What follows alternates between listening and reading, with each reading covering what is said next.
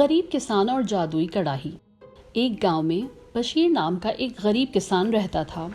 اس کے پاس نہ کوئی ڈھنگ کی زمین تھی، نہ مال نہ مویشی۔ دن بھر مزدوری کرتا اور شام کو تھوڑی سی روٹی اور پیاز کھا کر سو جاتا۔ اس کی زندگی سادہ مگر محنت بھری تھی۔ وہ دوسروں کا بھلا چاہتا تھا، کسی سے حسد نہ کرتا اور اللہ پر بھروسہ رکھتا تھا۔ ایک دن جب آسمان پر کالے بادل چھائے ہوئے تھے اور بارش ہونے والی تھی، بشیر لکڑیاں کاٹنے قریبی پہاڑی پر گیا۔ وہاں اسے ایک چمکتی ہوئی پرانی کڑاہی ملی جو ایک پتھر کے نیچے دبی ہوئی تھی۔ اس نے حیرت سے کڑاہی کو اٹھایا اور صاف کیا۔ جیسے ہی اس نے کڑاہی کو ہاتھ لگایا، ایک دم کڑاہی میں سے نیلا دھواں نکلنے لگا اور اس میں سے ایک نورانی چہرہ نمودار ہوا۔ اے نیک دل انسان، میں اس کڑاہی کا جن ہوں جو صدیوں سے قید تھا۔ تم نے مجھے آزاد کیا ہے، اس لیے میں تمہیں یہ کڑاہی تحفے میں دیتا ہوں۔ یہ جادوئی کڑاہی ہے۔ جب تم اسے چولہے پر رکھ کر کہو گے، کڑاہی کڑاہی میری مدد کر، خالی پیٹ کا دکھ دور کر، تو یہ تمہیں وہی کھانا دے گی جو تم دل سے چاہو گے۔ بشیر نے حیرت اور خوشی سے شکریہ ادا کیا اور کڑاہی کو لے کر گھر واپس آیا۔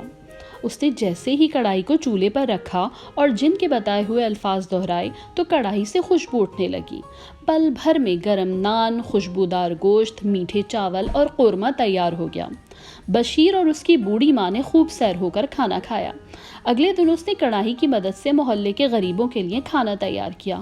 روزانہ لوگ اس کے گھر آتے اور بھوکے پیٹ میں کھانا کھاتے اور دعائیں دیتے، مگر بشیر نے کبھی غرور نہ کیا اور نہ کسی سے کڑاہی کا راز چھپایا۔ بس اتنا کہتا کہ یہ میرے اللہ کی رحمت ہے۔ گاؤں کا لالچی چودھری یہ سب دیکھ کر جل گیا۔ وہ رات کو چوری چھپے بشیر کے گھر آیا، کڑاہی چرا لی اور اپنے باورچی کو حکم دیا کہ قیمتی کھانے تیار کریں۔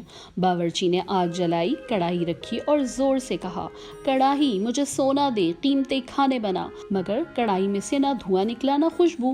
اچانک کڑاہی زور زور سے ہلنے لگی اور اس میں سے وہی جن نکل آیا، مگر اس بار اس کا چہرہ سخت تھا۔ تم نیت کے برے ہو، تم اس کڑاہی کے قابل نہیں۔ یہ کہتے ہی کڑاہی ہوا میں اڑ گئی اور غائب ہو گئی۔ ادھر بشیر کو کڑاہی کے چلے جانے کا دکھ تو ہوا، مگر اس نے کہا کہ کڑاہی تو چلی گئی، پر جو دعائیں میں نے کمائی وہ میرے ساتھ ہیں۔ اللہ نے اس کی نیکی کا ایسا صلہ دیا کہ اگلے موسم میں اس کی زمین میں قدرتی چشمہ پھوٹ نکلا، فصلیں لہلہا اٹھیں اور وہ خود اپنے گاؤں کا سب سے کامیاب کسان بن گیا۔ مگر اس نے اپنی ثقافت کبھی بند نہ کی۔